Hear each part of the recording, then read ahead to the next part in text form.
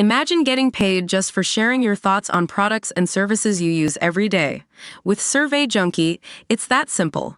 Click on the link in the video description to discover how you can start earning today by taking surveys. King Charles delivered an emotional speech in which he praised the remarkable wartime generation and unflinching bravery of the Normandy landings veterans. At the UK's commemoration event in Vers-sur-Mer, France, on the 80th anniversary of the landings, he said, "It is with the most profound sense of gratitude that we remember them and all who served at that critical time." He added that it was a great privilege to attend the events and that the D-Day veterans were sadly becoming ever fewer in number.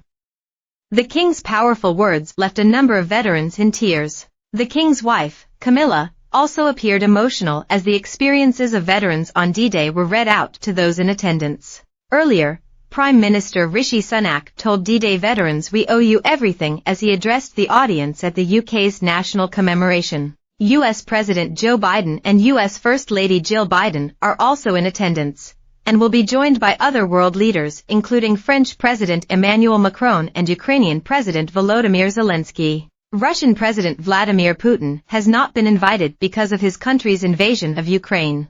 9:30 a.m., 10 a.m., 3 p.m., 7:30 p.m. U.S. President Joe Biden and First Lady Jill Biden pictured speaking with the U.S. veterans at a ceremony marking the 80th anniversary of the World War II D-Day landings in Normandy. Emotional D-Day veterans have spoken of how the national commemoration of the Normandy landings left them in tears as they remembered those who lost their lives. A total of 21 veterans had a chance to meet the King, Queen, and Prince of Wales at the conclusion of the event held in Portsmouth, Hampshire, on Wednesday. Roy Hayward, 98, who served as a reserve tank crewman and landed on Gold Beach, received a standing ovation when he appeared on stage during the show. After meeting members of the royal family, he said, "I thoroughly enjoyed every one of them. I thought they were super actually. I was most impressed by the way they chatted to me and were so friendly. They asked me how I got on and how I had my legs blown off. I lost both of my legs, but that's nothing in comparison with what happened to other people, and that's always the attitude I've had." He added, "It's gone very well,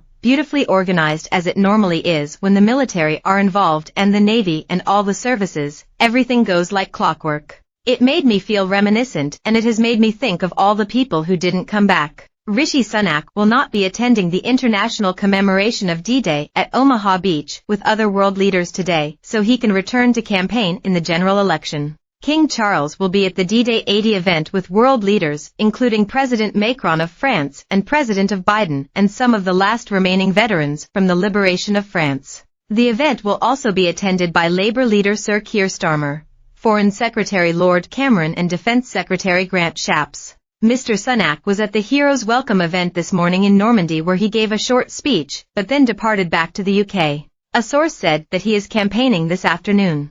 Prince William has praised the bravery and sacrifice of the Canadian troops, who gave so much 80 years ago as he delivered a speech at a D-Day anniversary ceremony on Juno Beach. He was joined by Canadian Prime Minister Justin Trudeau, French Prime Minister Gabriel Attal, Canadian D-Day veterans and armed forces personnel in Courseulles-sur-Mer in France. The Prince of Wales said, on June 6, 1944, as part of the 150,000 Allied troops that landed or parachuted into Normandy, 14,000 were from Canada. Far from home they stormed these very sand dunes behind me, shoulder to shoulder with thousands of British troops. Standing here today in peaceful silence, it is almost impossible to grasp the courage it would have taken to run into the fury of battle that day. He added that most ambitious military operation in history led to the liberation of Europe, but at a heavy cost. Welsh singer Sir Tom Jones took to the stage earlier to perform his song I Won't Crumble With You If You Fall at the UK's national commemorative event in Normandy. The singer stood in front of a wall bearing the names of personnel serving under British command who died while taking part in the invasion and Battle of Normandy. His grandfather,